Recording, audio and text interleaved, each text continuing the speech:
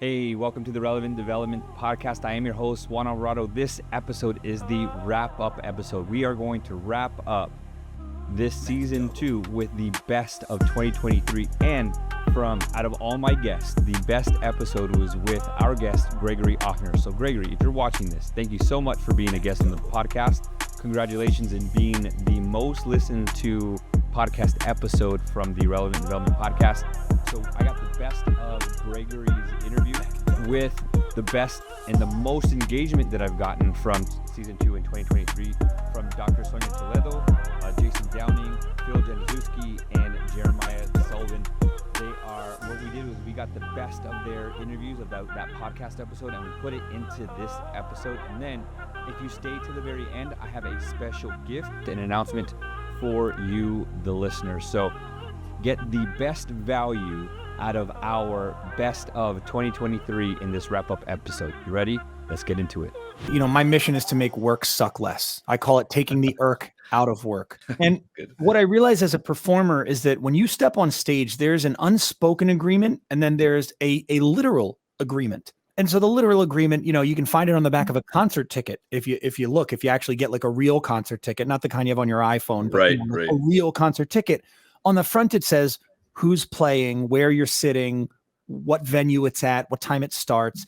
And on the back, it says things like, you know, don't run onto the stage, don't throw things on stage, don't be a jerk to other patrons. Like those are the expectations. But when you step onto a stage, or even when you take part in an audience of a performance, there are unwritten expectations. You know, a simple one is that at the end of the show, they're going to say, "Good night, Philadelphia," but we're going to stay and we're going to keep clapping because they're going to come back out and do an encore. Yeah.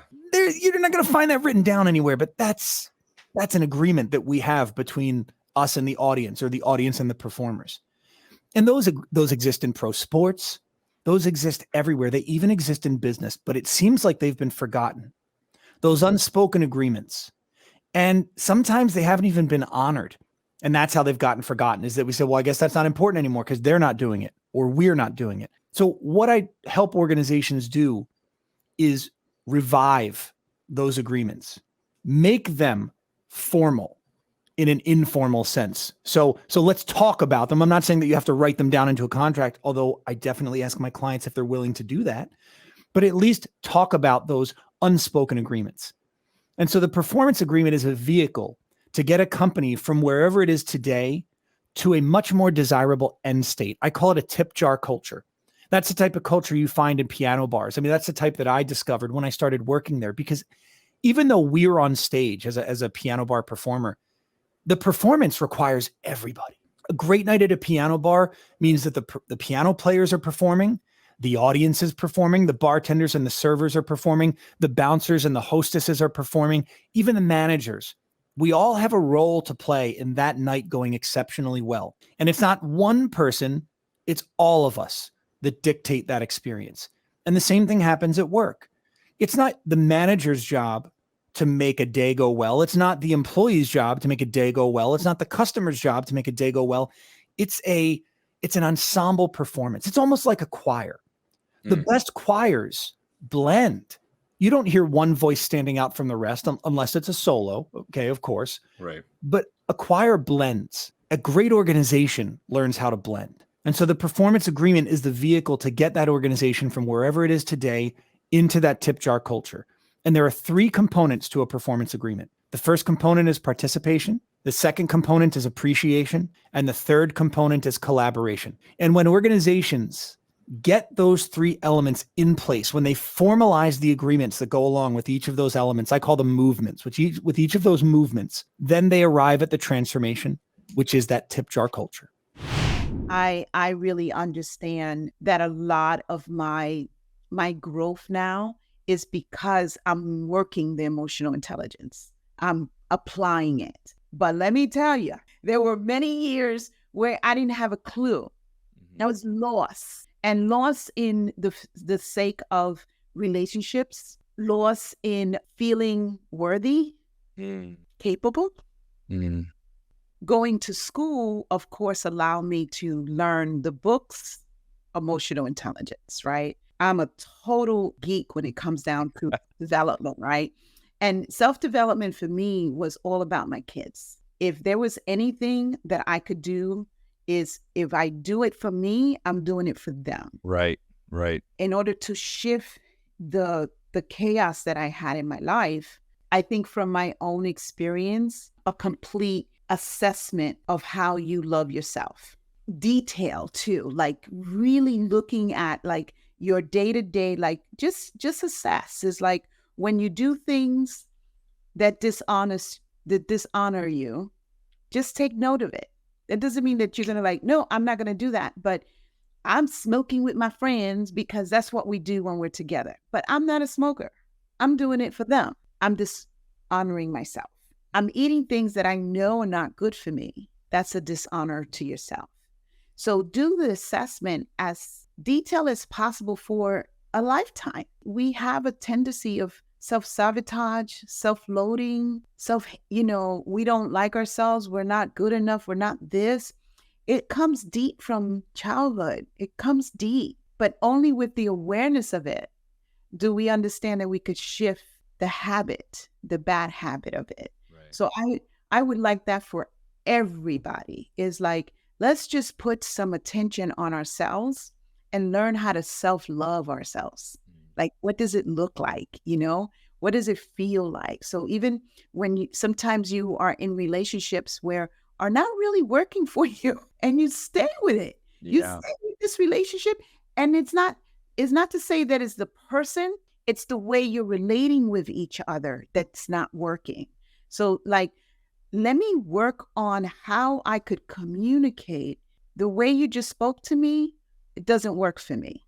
So that's how we could grow with self-love, and people will drop off, because what happens is again, this is the way we always did it. So as soon as you start speaking up for yourself, that person doesn't want to be with you anymore, then they don't really know you. Right. And that's growth. When you grow, the old something has to fall off, right? Even I live in the fruit capital of the world, and they prune trees. Yeah. And you prune the branches that aren't going to give you the fruit, and you cut those off. Right? That self-reflection. I love that. Where does that come from? Where do I get that from? I think it's a form of responsibility, a form of habit, a form of, again, yes, I know I might not be having the best day, but I know that when I give to others, I tend to feel better about myself and my situation too. So I always tell students, when you're having a bad day, the best thing to do is to try to make someone else's day a little bit better.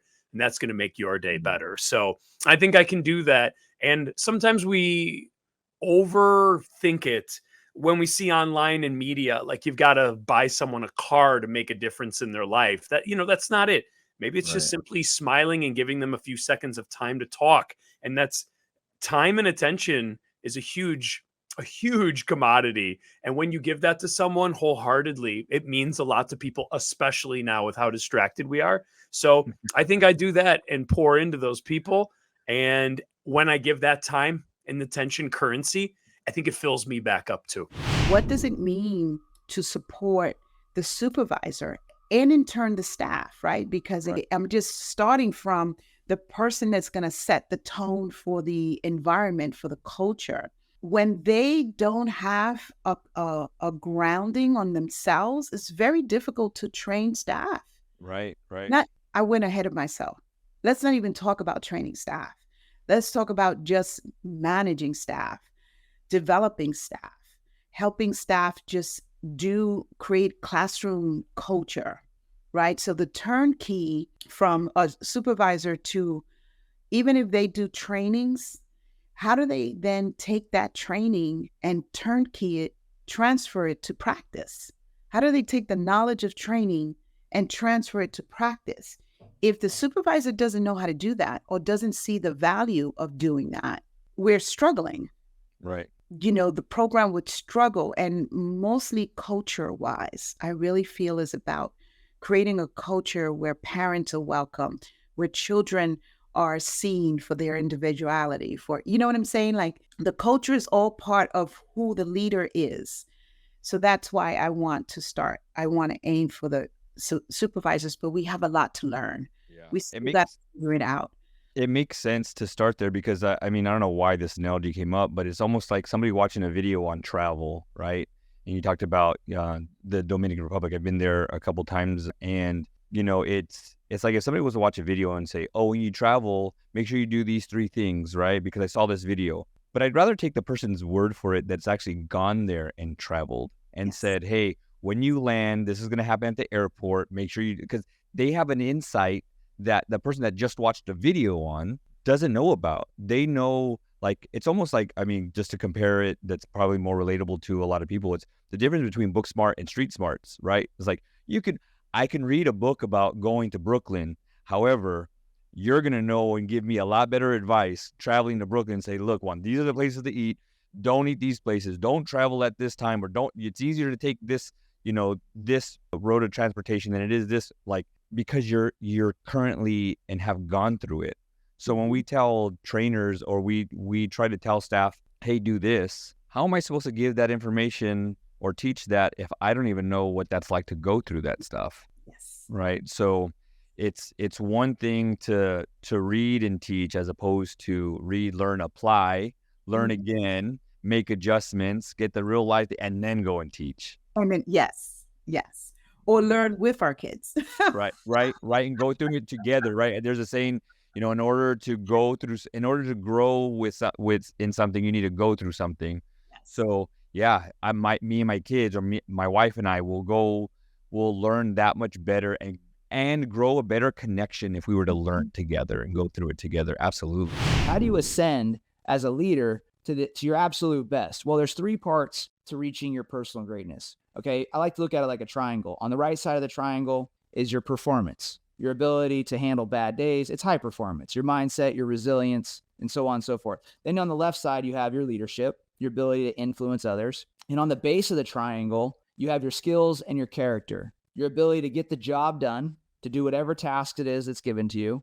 If you're an infantry officer, then that's your ability to do the infantry job, shoot, move, communicate. And then your character. Your character includes things like your personal integrity, your morals, your ethics, what you stand for, what you're against. Now, the best representation of somebody that maximizes each of these 3 components is a quarterback of a football team. Yep. The reason why is because if you look at, like, you watch sports highlights, who's the star player? It's the quarterback typically, right? And he's the person with the most leadership, the person that deals with the most amount of pressure, and he's the person that needs, with his skills, he wins the game among everybody else.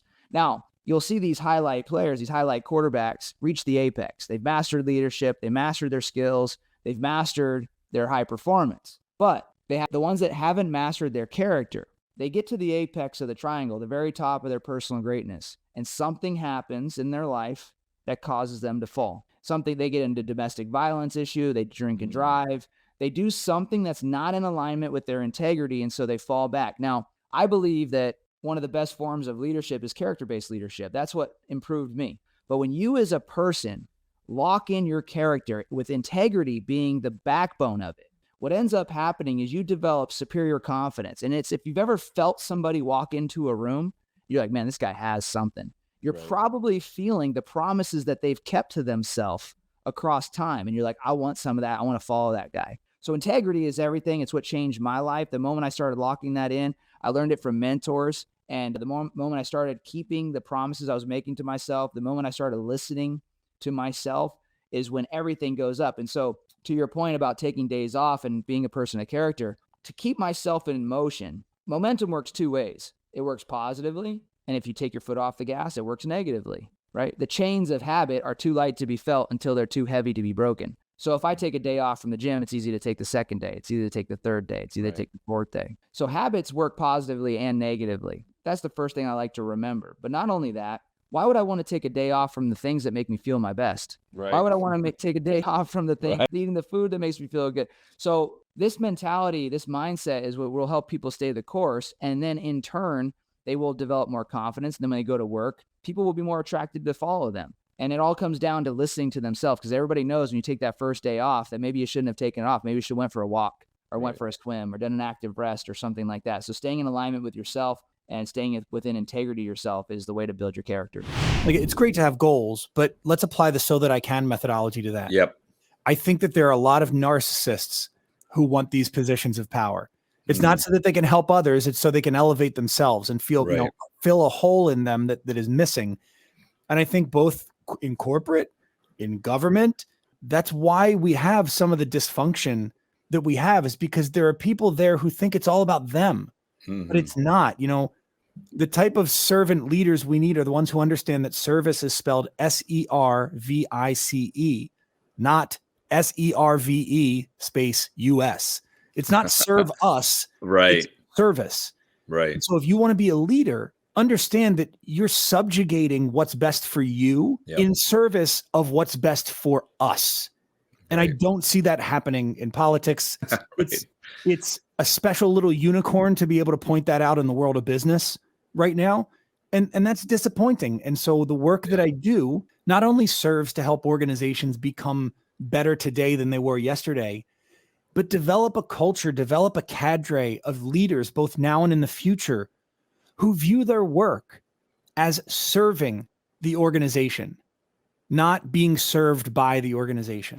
But what I learned very quickly was that some of the smartest people in the room were just those that were a little bit quieter, you know, and you just needed to learn how to talk to them on their level. Kind of, you could draw them aside, you could talk to them one-on-one maybe. Don't always put them on the spot in front of the group. You can always talk to them, you know, have kind of sidebar conversation. And if they need a little bit of time to express their ideas, so they don't have it, you know, entirely put together in their head when they start talking, you know, and they need a little bit more time to talk through it, give them that space and just kind of ask them questions, help to draw them out and include them in the conversation. If you do that, it's really interesting how people begin to open up, and then they see that you're interested, they see that you're willing to listen to them. And so that's, I think, the job of a leader. A good leader is understanding that each one of the people that's in your team, they're not just cogs in a machine that you can replace at will, right? They're not all identical. They each have their own backstories. They each have their own lives. And the better you are at understanding each one of them and, you know, who they are on a deeper level, who they are outside of work, is going to make you a better leader overall. Every day when I sit up, the first three things I think about before I can tell my brain, this sucks, I'm tired, I don't feel like getting up, going to the gym, I might be a little overwhelmed with all the things ahead for the day. I don't allow myself to think that, but I force myself to say three things that I'm grateful for. And, you know, a lot of people can say that's cheesy or woo woo, but there's actual science backing that up, right? That when you start thinking of just simple things you're grateful for, the roof over my head, I often think of, I'm glad that this is a comfortable bed. My wonderful wife next to me, my best friend and partner in crime, grateful to have her. Two beautiful children behind those walls. It's hard to get negative when you're blocking those with positives. And the more you do that, just started with that in the morning for me about 3 years ago. And now it pops up more and more. So again, those habits that you're forming of gratitude. And a lot of people will attack back and say, you're Pollyanna, you are ignoring reality. That's not the case. No one, and I think you would say the same thing.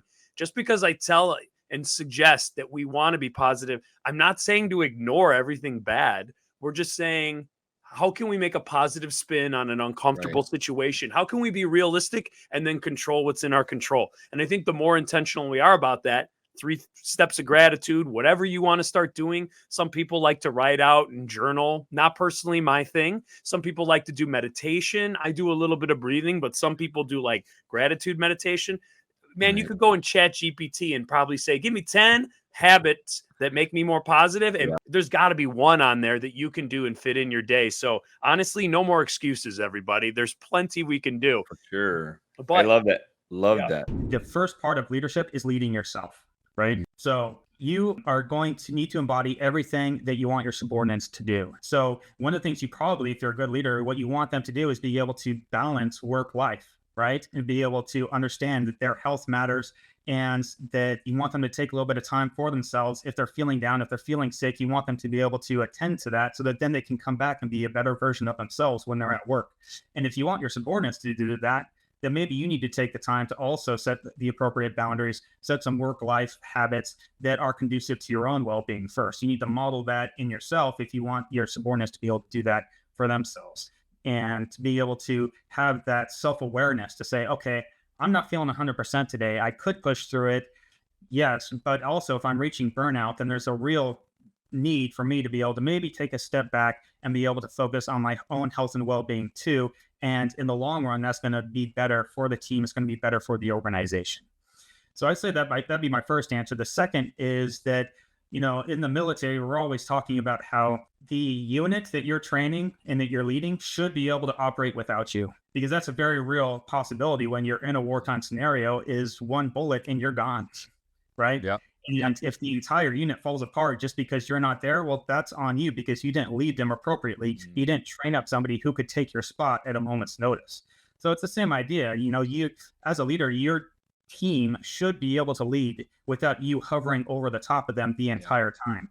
If you have to hover over the top of them the entire time, either you're not training them effectively, or you need to get a different team, because there's something else going on there that's not effective. Right?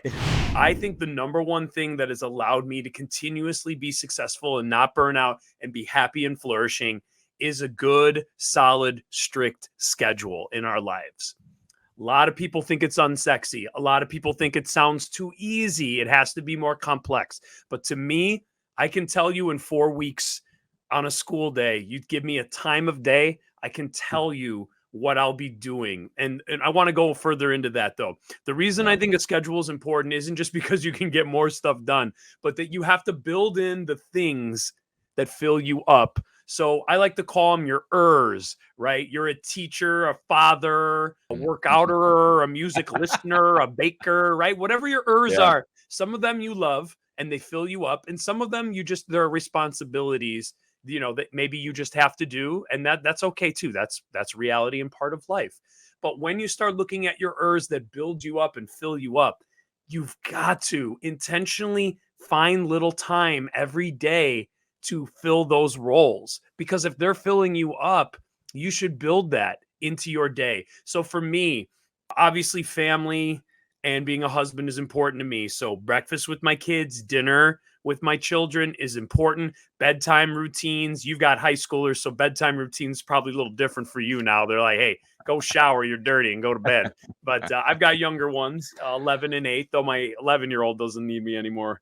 So family time. I love to learn. So I need time every day for either reading, listening to a podcast, or an audiobook. I love music. It energizes me. I need time to listen to music. I need time to be creative and create without any red tape, which is why I like social media and creating my videos. It's me. No one can tell me what I can or can't do. It's freeing. And I love that, right? I obviously work for a public school, Juan. So there is red tape and that's understandable. It's to protect the children. I get it, So I love that freedom. I have to work out and exercise Monday through Friday. That fills me up. It's built into my day. I have to practice gratitude because that sets me up for positive. So I could go on and on and on. Maybe people are hearing this and thinking, well, I don't want to do any of those things. That's fine. But what are the things you do want to do? And if you don't schedule them in, someone's going to fill that slot with something else that doesn't fill you up. It's simple as that. Or I'm going to turn to my phone on accident because I don't have it scheduled. And I don't blame you. It's addicting. I mean, I'm getting dopamine hits like crazy. But when we build in the good stuff, I like to say, build in the good stuff. And all of a sudden, when you start laying your head down at night on that pillow and you've hit all those ers that fill you up, all of a sudden you're like, damn, I had a good day. And I did a lot of things that filled me up. I got a lot off my checklist and I didn't have to spend the extra energy at night going, oh man, I didn't get that workout in. I didn't get in the kitchen and make something for dinner tonight or see my kids.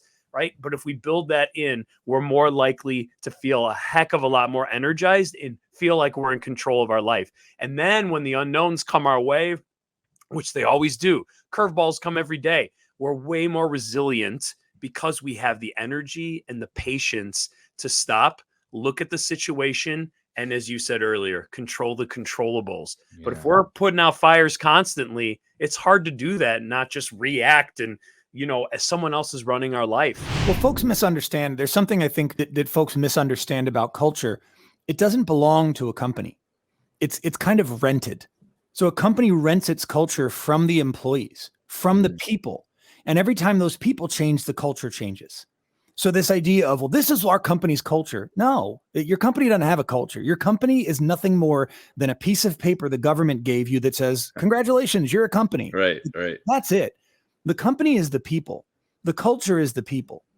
So if you want to change the culture of an organization, you have to change the people. There's this old saying, I forget who popularized it, but if you can't change the people around you, change the people you're around. That's the only two ways culture changes in an organization. Either you get rid of people and bring in new people, or you develop the people you have in a different way. Right. And you mentioned the 7 keys of success. The biggest opportunity businesses have to grow and transform right now is by growing and transforming their people, not by making them better accountants or salespeople or construction workers or whatever industry you're in. It has nothing to do with the job. It has to do with the human being, making us better people, these transferable skills that I can take from job to job, from position to position, like creativity, curiosity, gratitude, energy management. They are what some call soft skills. I call them tactical skills, but they're the skills that make people better people. Right. And better people are better for your business. A better person is a better accountant because they're a better person. Right. A better accountant is not necessarily a better person. And so I think if we're serious as an organization about making the world, making our customers' lives, making our employees' lives, making our shareholders' lives better, it starts by making the people within our organization better. And that's it. Thank you so much to every single guest in 2023. It was my honor to interview you, have you on the show. Thank you to all the listeners. I just want to do a special shout out to some great individuals that have listened to the podcast. So I get my wrap up every year on how the podcast did and where our listeners are from. So check this out. United States with the most listeners, but then it was Italy and Morocco. Crazy. So if you're from Italy and you're listening to this episode, please DM me and I want to send you a gift. I'm going to ask some questions and I'm going to need some proof if this is where you're calling from. And if you're from Morocco and you're listening to this, please reach out. I want to send you a special gift. Here's the other one. The #1 most popular city is Council Bluffs. So if you're from Council Bluffs, please DM me. I want to send you a gift. And if you're from Rome was the number one listened to city of the podcast. So thank you so much. After that, it was Visalia, California, which is where I'm from, Madera, Porterville, and Nevada, a whole bunch of different places. But those were the most listened to cities and countries for the podcast. Again, thank you to Gregory Offner for being the #1 listened to episode. If you haven't listened to that episode, go back and listen to it. That's actually from season 1, but it was so good. That was our most listened to. And then it was Tracy Plescourt, who was from this season. So thank you so much, Tracy, for your time on the podcast. But that's it. That is the wrap up of 2023. Season 3 is going to come out January 1st, shortened season just for personal development. Like Gregory said at the end of this episode, was how do we make our staff feel important, feel valued, so they can be better people? Well, we can't pour into people if we're drained ourselves. And so I want season 3, short season, January 1st to about mid-February. We have some special guests on for that as well. But how do we pour into you? How do I become a better person so that I can pour into others? And then we're going to immediately go into season 4, which is already recorded, being edited right now. I think we have a couple episodes left to edit and it's completely done. Season 4 is done. I'm looking for season 5 guests, which is crazy that we've been blessed with just great people, great guests, and great listeners. So thank you so much for doing that. Here's my next and last announcement. We wanted to put on an event this year, January 13th, in person, and we got some pretty good feedback, but we got 10 times the amount from people outside of our general area, and they want it to be online. Are you gonna do it online? Are you gonna do it online? Are you gonna do it online? We weren't gonna do it online. But today, my gift to you is we want to do the event online, your personal development for 2024 online. So if you're interested in attending the event virtually, and here's the next part, for free, please DM me the word better, BETTER, better. And I'm going to give you all the information that you need to sign up for the event so you can become better in 2024. How do I become better for myself, for my home, and for work? If you want that information, DM me the word better. That is it. Don't forget that if you want to get to the next level, you have to raise the bar and pull yourself up to the next level. It's going to be hard. It's going to be difficult, but you can't do it unless you raise that bar. God bless, and we will see you January 1st for season 3. God bless.